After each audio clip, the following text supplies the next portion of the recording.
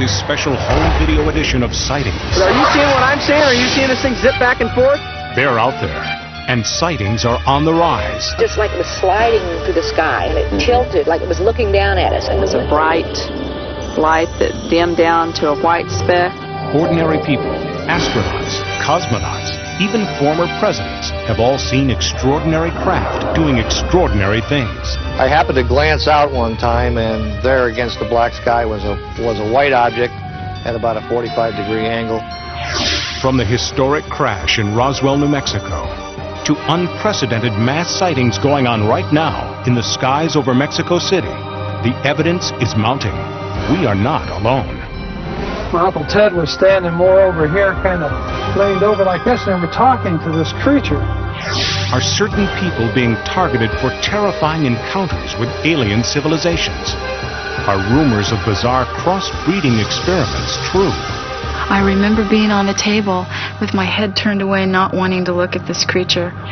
Does the government know more than they're willing to tell us? Our government has flat out lied to us for 40 years or more. Terror, wonder, conspiracy, transformation. They're all part of the UFO experience. Hello, I'm Tim White. Are UFOs real? You'll find out in this special report from Sightings.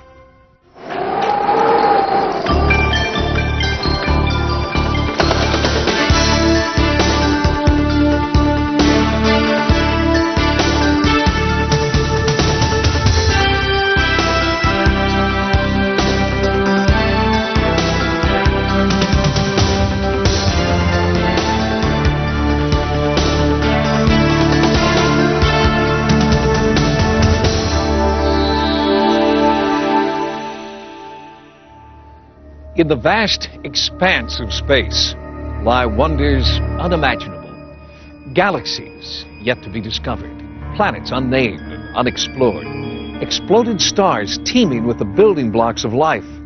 Scientists are devising new technology to reach these outer worlds, but perhaps someone or something out there has beaten us to it. It was just a red flash of light. It sounded like a swishing sound, sort of. Et alors autour de cette forme, il y avait des petits lucioles rouges. I saw this big triangular shaped 3 lights on each corner coming over my house. Mysterious lights in the sky. They were like stars. No sound. It just like it was sliding through the sky, and it tilted like it was looking down at us. And it was a bright light that dimmed down to a white speck and went back to a red light, down to a white speck, and then just disappeared. You guys watching this inside? It's going up. Going straight up. Are these people sighting extraterrestrial spacecraft? Or is their imagination fueled by movies, books, and television simply misidentified experimental aircraft? Holy cow! To answer these questions, we have to look back at the history of UFO sightings. Cave art in Australia and the western United States, painted at least 5,000 years ago by prehistoric civilizations, seems to resemble modern descriptions of creatures from outer space. Halfway around the world, a 13th century fresco inside a church in Yugoslavia includes a flying vehicle. It would be another 700 years before technology made flight possible. The modern age of UFOs began in 1947. Ex-military pilot Kenneth Arnold was flying his plane over the Cascade Mountain Range. He encountered several objects traveling at an extreme rate of speed. Although there are no photographs, Arnold had a drawing made of what he saw. His sighting triggered hundreds more that year across the United States. UFO mania reached a fever pitch in the summer of that year when the Army Air Force reported recovering a crashed saucer in New Mexico. The next day, the government claimed the disc was only the wreckage of a weather balloon. Sightings of unexplained phenomena weren't limited to just the United States. Marina Popovich, a Soviet pilot with over 100 airspeed and endurance records to her credit, had her first UFO encounter in the mountains of southern Russia. My first contact with a UFO was a rather special experience. It was in the mountains, and I saw a sharp ray coming out of a huge sparkling ball. Even some of the men and women who have been in space have reported seeing things they can't explain. Gemini and Apollo astronaut James McDivitt had his own encounter in June of 1966. While in orbit above the Earth, an unidentified object outside the window caught his attention. I happened to glance out one time, and there against the black sky was a white object.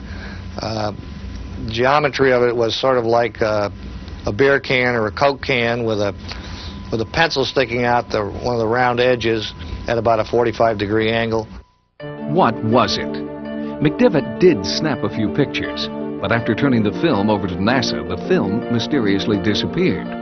Was it a clerical error, or evidence of a government conspiracy to hide the truth about what's really out there? A 1990 Gallup poll showed that nearly 50% of Americans believe in the existence of UFOs. This despite the fact that most photographs and film footage of the actual sightings are not very good. The images are scratched, out of focus, or the camera's just too far away to see things clearly. But with the advent of the home video camera, more and more people have captured unexplained phenomena on tape. This home video was shot over Las Vegas in early 1991. It shows 3 objects floating and diving in front of the mountains. This is a spectacular maneuver. As you say, it goes in front of the mountains. It has the mountain as a backdrop, which gives you a fairly good idea of its distance. July 2nd, 1947, Roswell, New Mexico. The time and place of the most significant event in UFO history. Something crashed on a remote sheep ranch and was confiscated by the military. But what crashed remains a mystery, fiercely debated for more than 50 years.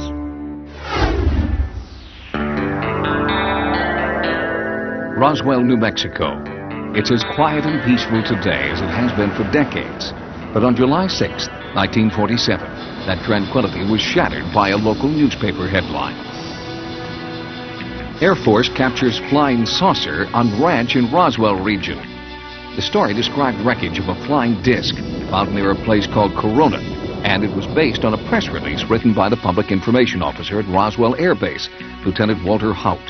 This building here, building number 84, is a building I believe that they brought materials from the Corona crash and stored them in here temporarily. The chief intelligence officer at the base, Major Jesse Marcel Sr., was sent out to the ranch to collect the crash debris and transport it to the Army Air Force headquarters for examination. In the meantime, newspapers all over the western United States picked up the story. But before Marcel had landed his plane and strange cargo, the Air Force issued a second bulletin. By the time the B-29 with Jesse Marcel and some of the wreckage got to the headquarters 2 hours after they left in Fort Worth, Texas, the fix was already in to kill the story. The second press release was far different from the first, saying the wreckage was actually from a weather balloon. Could the Army's top intelligence investigators have committed such a basic blunder, failing to recognize the mundane remains of a weather balloon when they first encountered it? No, says nuclear physicist and part-time UFO researcher Stanton Friedman, who's been investigating the Roswell crash for over a decade. He says that while Marcel was in the air, the Roswell base commander, Brigadier General Roger Ramey, got orders from Washington to cover up the incident. And what he did was arrange for the wreckage of a weather balloon, the radar reflector on a weather balloon. And for a while, the saucer saga was forgotten, and might have remained so if Major Marcel hadn't rekindled the fire in 1980.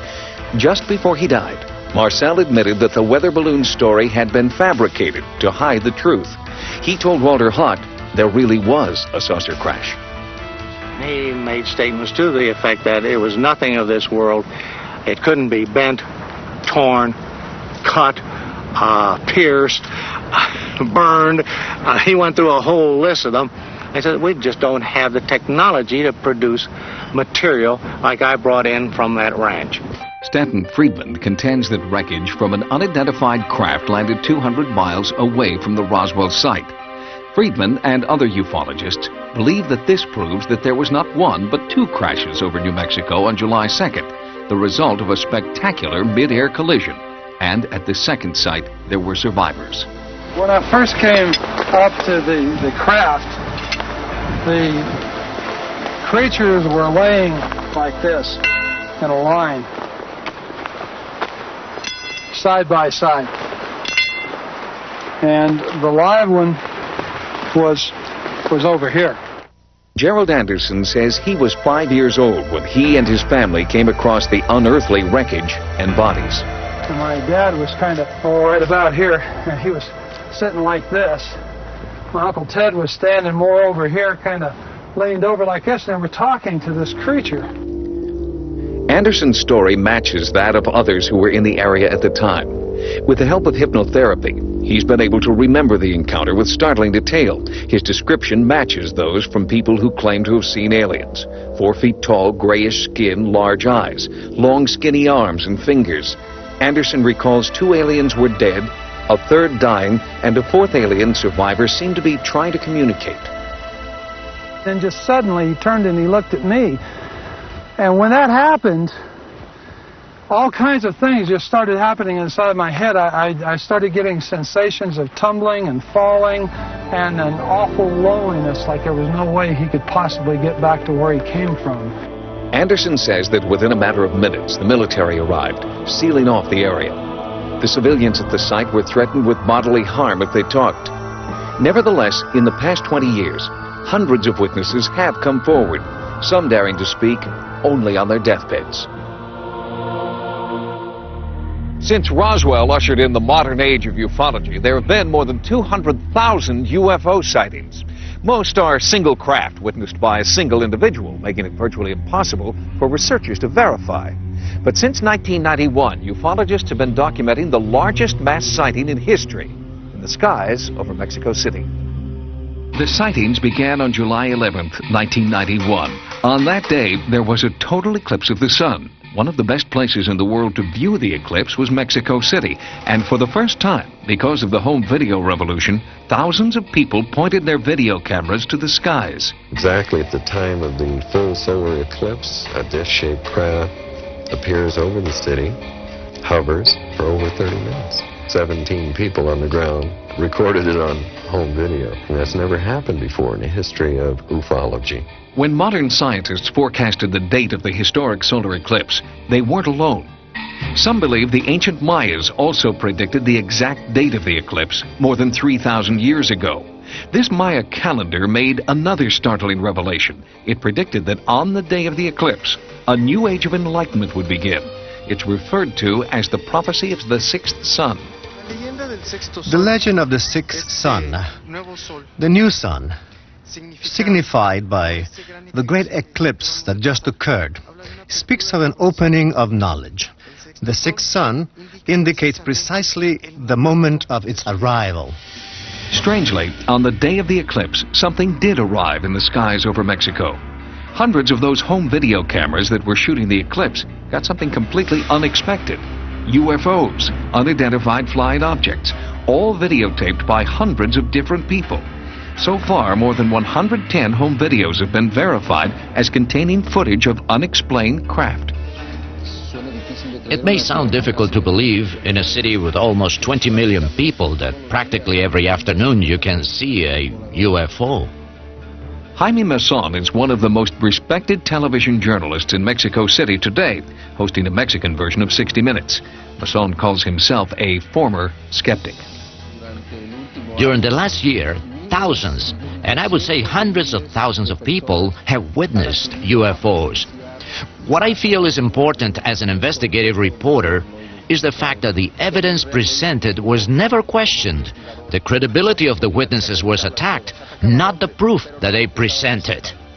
People from all walks of life videotaped wave after wave of UFOs hovering in the sky. Sightings has obtained the exclusive U.S. rights to these historic tapes. One of the first to come forward with his home video was respected dentist Dr. Marco Antonio Rosas. The people are definitely not nervous or afraid of the appearances of the UFOs. The people actually like the idea and feel that these appearances can bring some benefit to the Earth. Since the eclipse, the UFO sightings have continued week in and week out, and the acceptance of the phenomena by government officials has made even the most reticent eyewitnesses willing to come forward. Padre Ferrer, a priest at a local Catholic church, has seen and recorded these mysterious UFOs. Christ speaks of his kingdom as not being from this world, that his angels would help him. But these writings are very dangerous, and I don't like to use them. But I believe that there is a possibility. I believe there are a lot of possibilities. I came out to take a video of that pine tree against the light. When I came up, I saw the light appear over the mountain over there. It was not an ordinary light. It was blue and very intense. I've never been afraid of something like this. On the contrary, what I've been able to observe has been wonderful. Once a philosopher said, if God is outside of the truth, I'll stay with the truth. So I feel there is no contradiction. Unlike the U.S., where UFO controversy most often takes place outside the media mainstream, the Mexico mass sightings are discussed openly on national television. Not everyone agrees the UFOs are extraterrestrial craft. But in Mexico, healthy debate on the true origin of these UFOs is encouraged. So, to rule out the possibility that these UFOs are conventional aircraft or an organized hoax, we had our videotape footage analyzed by David Froning, retired chief scientist at a major aerospace firm. As far as the pictures of in-flight videos, that's about as good as I've seen. They demonstrate a field propulsion and technology that's far beyond anything that I'm aware of that we have today. Most scientists look at these things as not that these are phenomena that violate known physical laws. It's just that they're phenomena that our known laws cannot explain right now. If these craft do defy the laws of physics as we know them, could they be alien spacecraft? Do they pretend a visitation from an enlightened civilization, as some believe? The sightings continue to this day, and there is a growing grassroots movement working in Mexico to find out what or who is patrolling their skies. UFO experts who conduct serious research have a whole vocabulary to describe their formative science. One term you may not be familiar with is flap. A flap occurs when UFOs appear in waves over a specific area, as in Mexico City. The appearance of a flap has sinister overtones for ufologists. All around the globe, there are certain places that seem to act as natural UFO magnets. These areas are attracting flaps, or waves of UFOs, that may last for years. There are hotspots in Russia, Europe, and in South America, the heavily populated city of Sao Paulo has had hundreds of sightings by thousands of people. These flaps have prompted researchers to try to find a common pattern or motive. Anybody who studies this soon becomes almost desperate to understand a pattern or to impose some purpose on the phenomenon. In the United States, sightings are widespread and occur almost nightly. America's #1 hotspot is Gulf Breeze, Florida. Ralph Fuller's sighting in 1988 was among thousands of others, but Ralph was the first to capture a UFO on tape. I don't know what that is out there over the Gulf, but we just had a real bright light. I think it might be a flying saucer. They seem to spawn one another. The 2 went to 3 and 4, and ultimately, over a matter of maybe a couple of minutes' time, there were 10 of these lights out over the Gulf. And they seemed to be in some semblance of a formation, but still in all, there was no movement whatsoever, no noise, no sound, nothing of that sort. You see nothing but the Gulf of Mexico. The nearest point of land would be the Yucatan Peninsula. And there were no boats or anything of that type in the area either.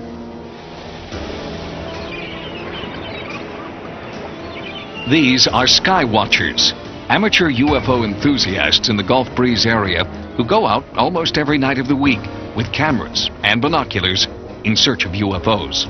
What makes a good sky watching area, for one, is a good field of view. That is, being able to have an unobstructed view of the skyline, and ideally you'd like to be away from city lights, but that's not always possible. So we go out in the evening and take our chances, and you may have a relaxing evening out under the stars, and then you may be blessed with a sighting. We just never know. We've seen amber-colored lights, 8 lights in a perfect circle gliding and performing maneuvers in the sky.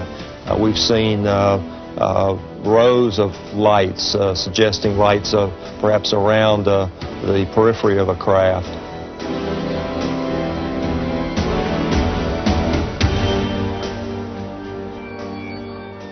There are UFO hotspots all over the country. Gulf Breeze, certainly, but also here in New York State near a little town called Pine Bush. And the hotspots here near Pine Bush, according to one scientist, have a very special meaning. Bruce Cornett is a geologist who lives near Pine Bush, New York. After numerous significant sightings of UFOs near his home, he began studying the area with an electromagnetometer. What I found is that these magnetic anomalies are in specific patterns. And all of the UFO activity, the landings, the sightings where they are taking off and landing, when we've been able to identify specific areas, are associated with these magnetic anomalies. Are you suggesting that nature created homing devices deep in the ground? No, I think that it's a reverse. If we are dealing with an alien culture and they are doing something underground, they're using the natural magnetic anomalies to disguise their own magnetic signals. Are you saying there are, or could be, aliens in the Earth? I'm not saying it's certain. It is definitely possible, based on what I've seen. Do you realize how that sounds? I don't like the idea just simply because it is so outrageous. Then I would have to also add some of the photographic data that I have that shows, at least in one particular case, a UFO going up at a 7-degree dive right down into the ground, what appears to be. One of the most well-documented sightings in history occurred in Pine Bush on August 6, 1992. We think in excess of 1,000 people may have seen 2, 3 ships or 4 ships where I took video, and all the police departments across the whole lower New York State area was simply inundated with just hundreds and hundreds of calls. We looked over top of the trees, and there was this object there out of nowhere. This great big object. It was about 300 foot wide, the size of a football field hanging over your head, and about 300 foot off the ground. We looked at our clocks, and we had 3 battery running clocks, 2 in the kitchen and 1 in the living room. And for some strange reason, all 3 clocks were stopped at the same time. Just about everyone in Pine Bush has seen a UFO. In his barbershop, Butch Hunt hears a lot of stories from eyewitnesses about strange alien encounters. About 60% of the people around here, I think, have seen something. And some talk about it and some don't. They're just afraid to talk about it. Afraid of ridicule and intimidation. The one that we saw was over at Red Mills Bridge. And there were 6 of us in the car. But it just so nice. It just glided right over the trees. And we just got out and stood there. Just gawked at it. And nobody said a word. But the whole episode was probably 30 seconds. But it was huge. It was bigger than the bridge. UFOs are cited by all kinds of people, including the most credible professionals that you can find.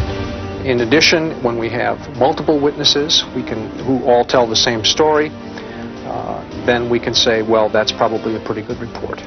If we have enough detail in a given report that we can rule out all of the normal explanations, it's not the planet Venus, it's not the aurora borealis or a meteor, it's not an aircraft that we can name, then we are talking something fairly credible. If these mysterious craft are being piloted by an alien civilization, what is their mission? Why Earth? And why now? There are growing numbers of people, now in the thousands, who believe that they've been abducted, manipulated, and then released by aliens. It sounds ridiculous until you hear their stories.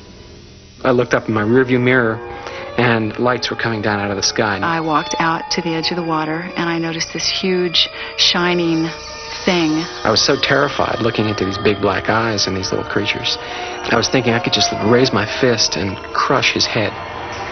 And exactly at that moment, I became paralyzed. The visions often come during sleep. Nightmares about being abducted, probed, and prodded by aliens who have sinister motives. Hundreds of people have come forward to talk about their disturbing experiences and admit that they think their nightmares are real. Experts believe that there are thousands, perhaps even millions more just like them, who are too afraid to talk. We have hundreds and thousands of people who are coming forward and saying that the abduction phenomenon has happened to them, that they've experienced it, and basically they say the same thing as everybody else has said, and until recently, there was no possibility that they could have picked up these stories in the media. Since she was a baby, commercial photographer Kim Carlsberg has been plagued by memories of abduction. At 4:30 in the morning, I saw this image of these 4 beings just move through this wall. They just, like it wasn't there.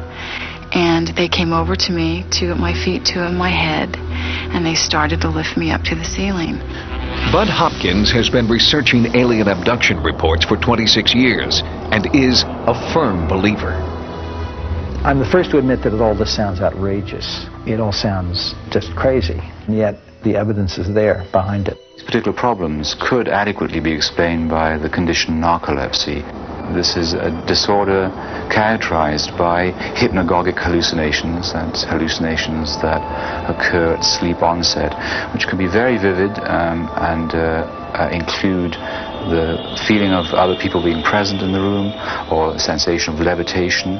Patients will actually describe saying that they are looking down onto their body. I have 2 people that I've never met describing this exact same examination of their head being opened up, something being done to their brain, and being put back together again. They opened my back.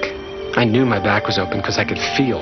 It was almost as though a slit had been drawn down my back and across to the side, and they had opened a flap of flesh and tissue.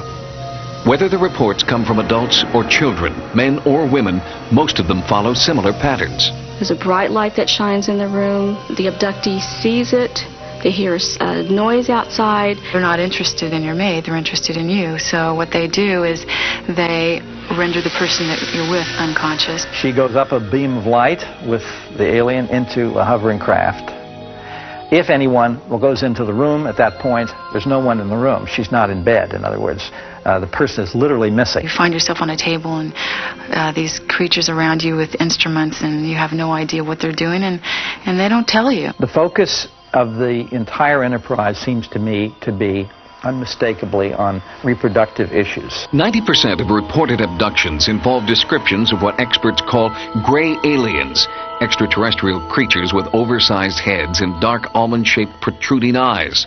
Less common are insect-like or reptilian creatures. The reptilian type has bothered a lot of people. It seems to be quite hostile and intrusive, often has claw-like hands, and I know there's one case where claw marks were photographed on the back of a woman. There's one being in particular that I always recognize, and he's not a gray. He's taller, he's thinner, he's got a bigger head, he's got bigger eyes. His limbs are very praying mantis-like. I remember being on the table with my head turned away, not wanting to look at this creature. And then when I looked at him, I just recognized him as the one that I hated. In a few cases, subjects claim to see hybrids, creatures who are half human, half alien. Some abductees believe they are being crossbred with aliens to create these hybrids. A very important part of the abduction phenomenon is that there are reproductive procedures carried out upon them. I've been shown children. I've been shown babies. I've been asked to hold children and babies. I've been asked to give these children affection.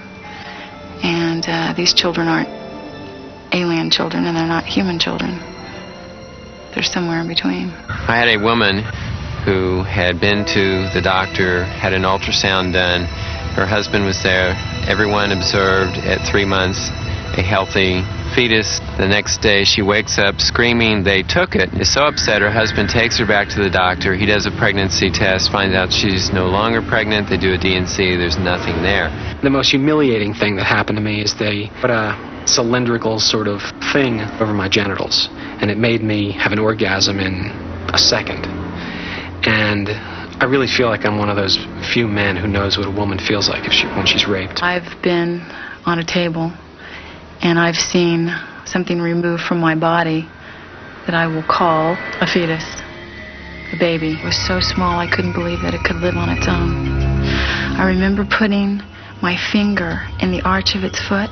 I was afraid to look at the face. I was afraid to see what it looked like. There seems to be an enormous interest in the emotional side of this, too, on the part of the aliens. They want us to hold these odd little children, these babies.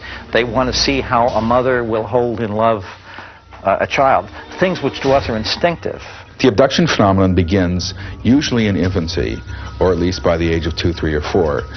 It continues all through childhood, all through maturity, and into old age as well. I have many cases where the person is taken as a child, usually what we refer to as the bedroom visitation. I was laying in bed, I opened my eyes, and here's a little gray standing there looking at me. And all I could really remember were those dark eyes. That little person, as he or she grows to adulthood, will be abducted over a period of time at irregular intervals. Let us assume that this is all being made up, that this is internally generated, that there is no abduction phenomenon. If that's the case, then we have discovered something of enormous importance. What are the repercussions of thousands of people running around thinking they're crazy, feeling crazy, being crazy, because they have no way to understand what's happening? Psychiatrists and psychologists who are dealing with these people are the first to say, something happened to this person. This is not a fantasy. This is not something the person cooked up. This was an event in that person's life which was truly upsetting. These experiences are not pleasant experiences. This is not something I'm happy happened to me. There's a part of me that would love to find the answer that it was something else. One of the most important and controversial UFO sightings in U.S. history occurred in Kecksburg, Pennsylvania, 1969. To this day, many researchers who've investigated this sighting believe it is a model for how our government maintains secrecy and disseminates disinformation about UFO sightings. Kecksburg used to be just like a lot of other small villages in western Pennsylvania.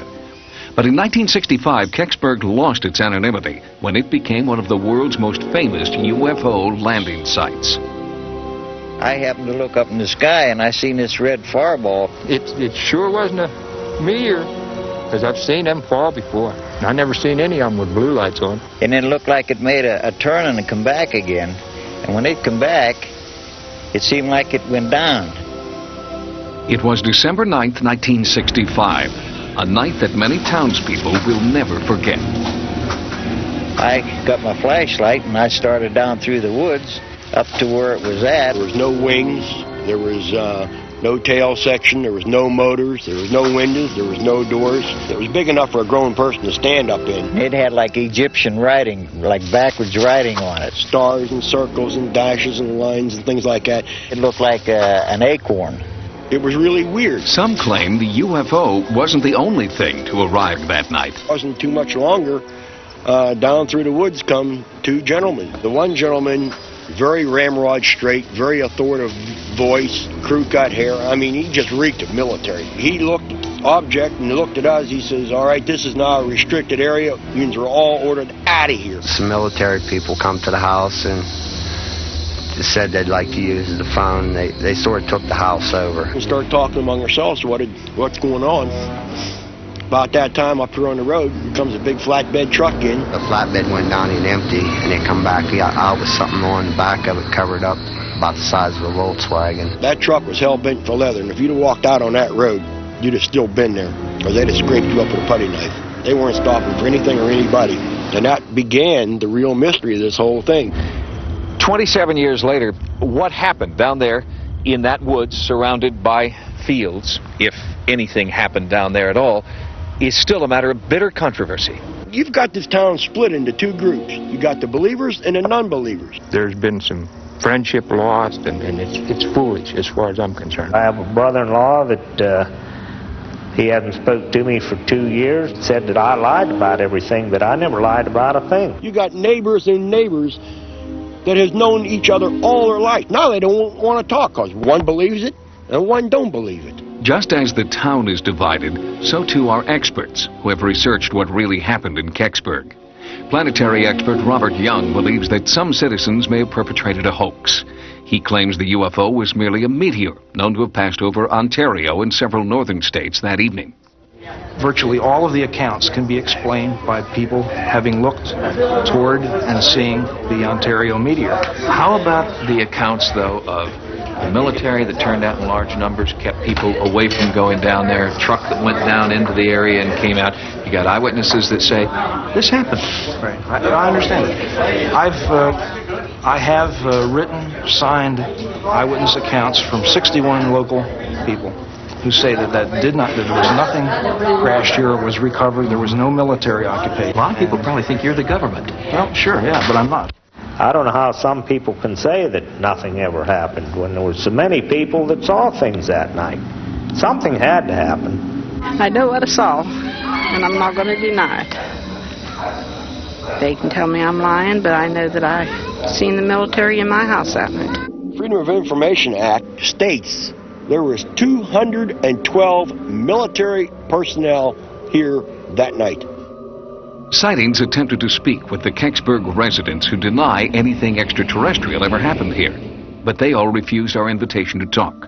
Even the landowner whose property was the alleged crash site remained silent. I think the government bought them off, or threatened them with something that got them scared half to wits. Ironically, their refusal to talk has only deepened the controversy. UFO researcher Stan Gordon heard about the Kecksburg incident on the radio the night it allegedly happened in 1965. He's been investigating the sighting ever since. So much of what we know about the case now, we've learned since about 1987, with the fact that now we have at least 4 different eyewitnesses who apparently saw the object on the ground at Kecksburg. The fact that there are dozens of people independent of each other who don't even know each other yet, who have given us detailed information about what they experienced and saw that night. And they're giving us confirming information that has not been published yet. The skeptics, and these include the people who own the land and some very substantial citizens of Kecksburg, think that this whole thing is loony. Why do they feel so strongly the other way? Could be that some of these people were in the wrong place at that time. They were in a position where they didn't see what was going on. And if you see the geography of the area and where the majority of people were that night, they could not have seen the military activity that was happening on the land on the other side of the area down there. Do you have any hard evidence at all that what went down in the woods near Kecksburg was something other than a meteor, or was anything at all? Unfortunately not. As in so many of these cases, you have to go by the eyewitness accounts. And in this case, the eyewitness accounts are very, very strong. And again, unfortunately, we don't have that type of information. If this was the case, whether it be a space probe or in other UFO cases. Sure, if we had the physical hardware, the mystery would be over. What do you think it is? What do I think it is? At this point, and again, this is not conclusive, at this point, the weight of evidence would point in the direction that this may have been a Soviet space probe. If the object were proven to be a Soviet space probe, then many questions would be answered. If a Soviet device landed in Kecksburg, the government would have been required by international treaty to recover and return immediately any space debris to the country of origin. But retired Army Sergeant Clifford Stone doesn't believe the Soviet probe theory. If this was of Soviet origin in 1965, the State Department would have released documentation to me under their Moondust files. To date, none of that information has been forth. Clifford Stone collects government documents about space debris recovery operations, like Project Moondust and Project Blue Fly. He began his investigations in 1965 when, as an Army sergeant, he witnessed a top-secret delivery to Lockbourne Air Force Base, about 200 miles from Kecksburg. I noticed that on the back of the vehicle, it had something that was covered by a tarp. It was about 10 to 12 foot at the base, 12 foot tall. It looked like a chocolate drop. When my friend told me that every question I ever had about UFOs was under that canvas, I was mystified. Since that time, Stone has repeatedly attempted to obtain information from the government regarding that object. Each time, the government's response has been the same. They have taken the stance, by direction of the President of the United States, we may neither confirm nor deny the existence or non-existence of any information that all involve the recovery of unknowns. Kecksburg remains a town divided. The only thing on which believers and non-believers can agree is that all they want to know once and for all is what really happened on December 9th, 1965. What would you like to see happen next? It's time now, after 27 years, that the public has the right to know the true facts, regardless of what the object was or what really occurred. Something came down. From numerous eyewitness accounts, there was a lot of military activity into this small village. Then an object was located, that it was recovered, it was transported away for study. What was the object, and why after 27 years haven't they revealed what really was found? Until authenticated debris is collected and publicly displayed, the validity of the UFO phenomenon rests entirely with the credibility of its eyewitnesses. Ufologists know this and have spent many years collecting sightings reports from the most credible eyewitnesses of all, military pilots. Unfortunately, these pilot reports remain unconfirmed because military personnel in this country refuse to talk on the record. But in Russia, one former Soviet pilot is talking. In 1991, a pilot in Russia came forward and told of a frightening UFO encounter. Risking ridicule, Maxim Cherbakov was determined to tell what he maintains is the true story of his bizarre experience. At 19, Cherbakov was one of the rising stars in the Soviet Military Flight Academy and became the Russian equivalent of a Top Gun. His flying record was impeccable until August 1991. Then, on two separate occasions, he had strange mechanical malfunctions in his jet aircraft. On one occasion, he was forced to eject. An investigation of that incident concluded that Cherbakov had acted calmly and rationally. But 12 days later, a third incident would change Cherbakov's life forever. 20th August, second shift. I made 2 flights with my commander, and third flight I made on my own. I gained an altitude of 3,900 meters. Then suddenly, I saw a ball in front of me, about 20 degrees to the right. He watched the object for several seconds. Then, as it came toward him, Cherbakov tried to radio the base. The light from the UFO was blinding. A sense of unexplainable fear came over me. On the back of my head, I began experiencing warmth. I felt as if someone was present and watching me. My movements were under control, controlled by someone other than me. Cherbakov claims the reddish-yellow object started maneuvering around the aircraft. For several minutes, it kept up with the jet's airspeed and mimicked its movements. During that time, Cherbakov was unable to communicate with his base commander. The radio emitted only a squealing sound. Pilot Cherbakov's description of the UFO moving relative to his own airplane is really quite common. Dr. Richard Haynes has documented over 3,000 pilot sightings of UFOs. I have thousands and thousands of cases of pilots in daylight encounters with structured objects, in the sense of having three-dimensional mass, in the sense of having aerodynamic kinds of flight behavior relative to the aircraft. And so what he describes here fits in very nicely to what I have from hundreds of other pilots around the world. Suddenly, in rapid-fire succession, the generator in Cherbakov's jet failed. The instruments indicated a fire on board, and the cockpit filled with smoke. The base commander ordered Cherbakov to eject. I began arguing with the commander because the plane was still above the residential area. My altitude began to drop rapidly. I had to pull the plane out of a nosedive. At the altitude of 1,000 meters, I finally cleared the residential area and I ejected. 4 seconds later, the plane exploded. Cherbakov landed safely in a field and was rescued an hour later by a military helicopter. While officials combed the wreckage of the jet, Cherbakov was examined at a military hospital. An intensive 3-day interrogation followed. The interrogation was conducted with a sense of total distrust toward me. Right from the start, they told me that the first, the second, and now the third incident is all your own doing. Cherbakov was also interrogated by the KGB, who did not believe his story and charged him with insubordination and sabotage under the International Terrorism Act. Cherbakov claims the KGB threatened that if he did not tell the truth, he would be brought to trial, found guilty of terrorism, and shot by a firing squad. Vladimir Azhaja heads the Russian Center for the Study of UFOs, housed in the Ministry of the Interior in Moscow. Dr. Azhaja is considered one of the world's foremost experts on UFO phenomena and has studied Cherbakov's case. We concluded that Maxim has a normal, healthy psyche and is not inclined to fantasies. Retired Major General Albert Stubblebine is a former commanding general of U.S. Army intelligence. He witnessed and documented a hypnosis session conducted with Cherbakov by an American psychiatrist. As she was taking him into the trance, he changed from this terrorized, fear-ridden kid into a pilot, sitting in the cockpit, sitting in the seat, sitting with the controls, relating what was going on. There was a change in the individual. Anybody can fabricate.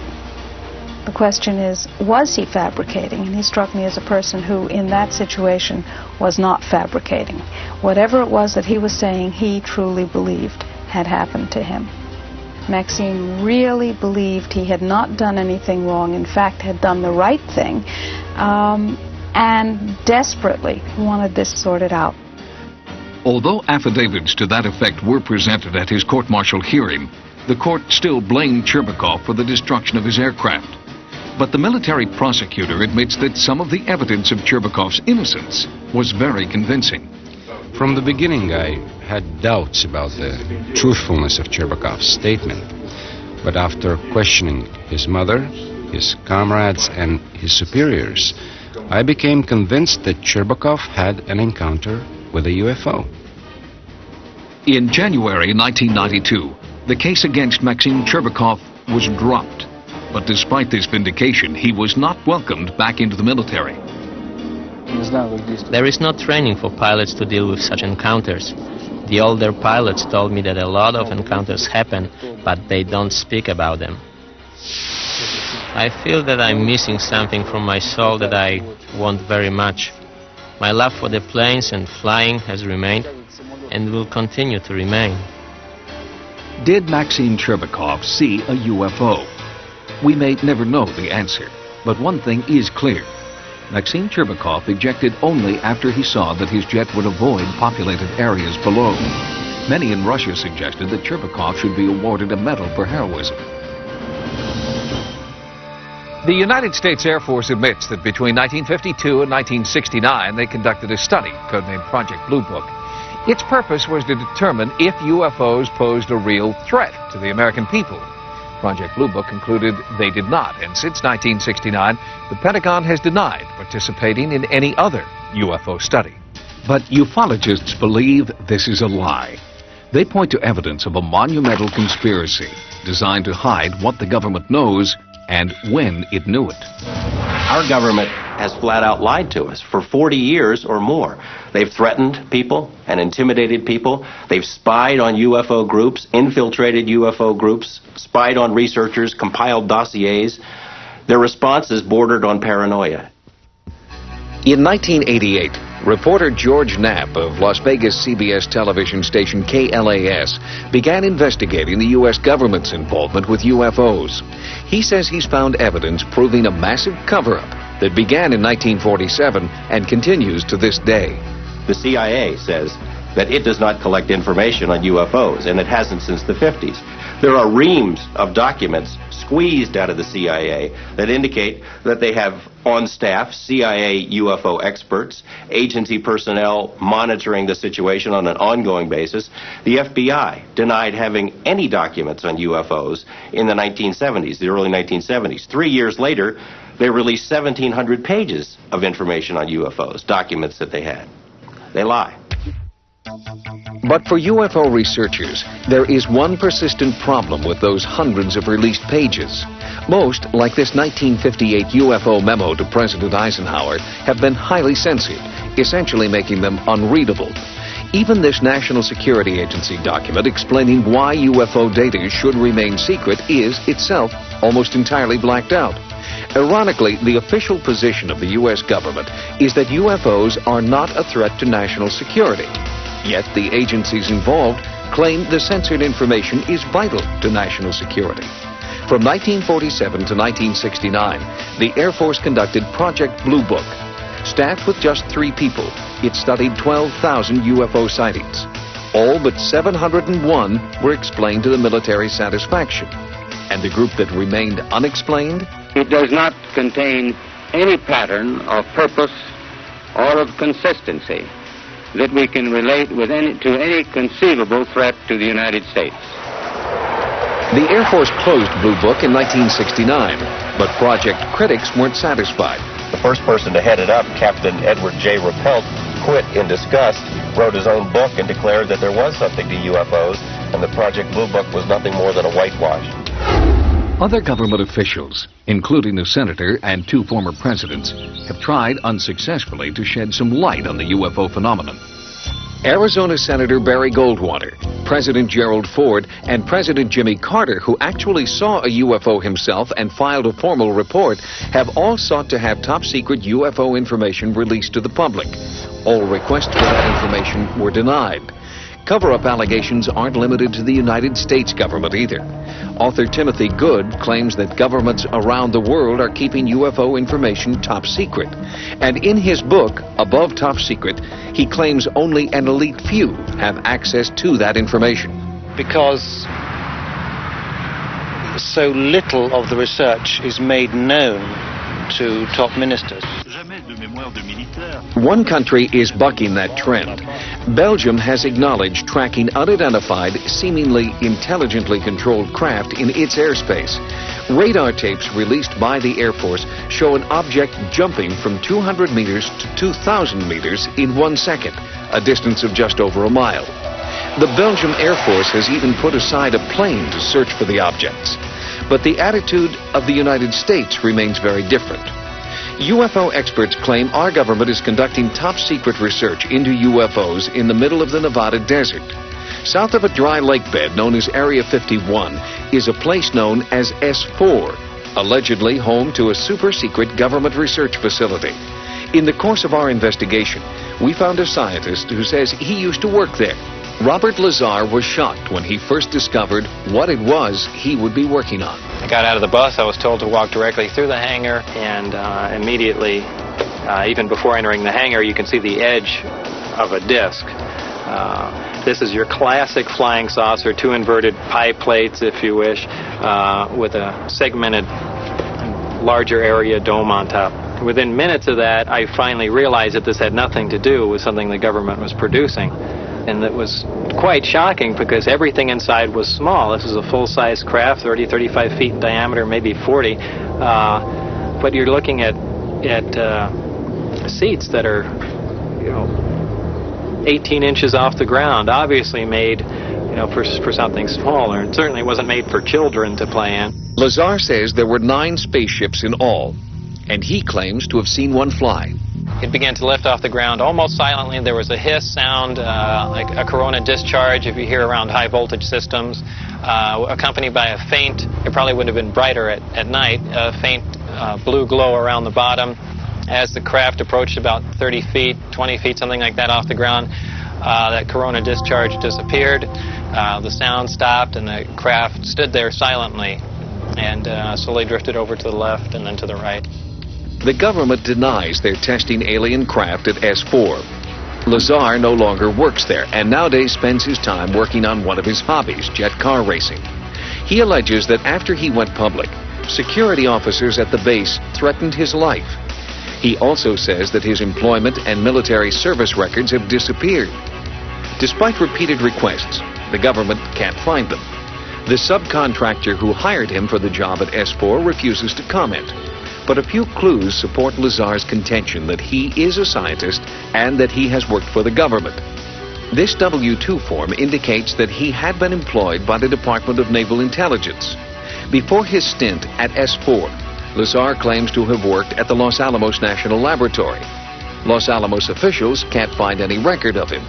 but his name does appear in a laboratory phone book from that time. Reporter George Knapp was able to track down a few of Lazar's colleagues who could confirm parts of his story. But when they talked to Knapp, something strange happened. One after another had visits from government personnel who basically intimidated or told them to back off, followed them around. There didn't have to be any direct communication where an agent says, you keep talking to this guy, you're going to end up in a river. The message was very clear. Since Lazar's story broke, Area 51 has become a hotbed for UFO sightings. You see that? It just zipped to the left. See it again? While our cameras were there, a bright light appeared in the night sky. Utterly silent, it seemed to float below the mountaintops. Analysis of our videotape proved inconclusive. Those who might know the answers aren't talking. I've been covering organized crime in Las Vegas for 10 years, dealing with mob hitmen and mob informants, people who have been in the witness protection program. The fear that is generated by this UFO subject for people who really know about it far outweighs the kind of fear that the mob inspires. I mean, people are more afraid of our government than they are of organized crime. I am exactly sure of what I saw. I know what mainstream science is like. I know where physics stands. I know all of that. And this is an extraterrestrial craft. This technology is hundreds and hundreds of years in advance of us, and that's the end of that story. The people we've heard from in this report believe that they have had close encounters of the first, second, third, even fourth kind. Skeptics charge that they're mistaken, that they're misinformed, or at the very worst, just plain crazy. But are we, the human race, so conceited as to believe that we are alone in the universe? Is it possible that in the infinite frontier of space, this speck of intelligent life we call Earth is the only one? For Sightings, I'm Tim White.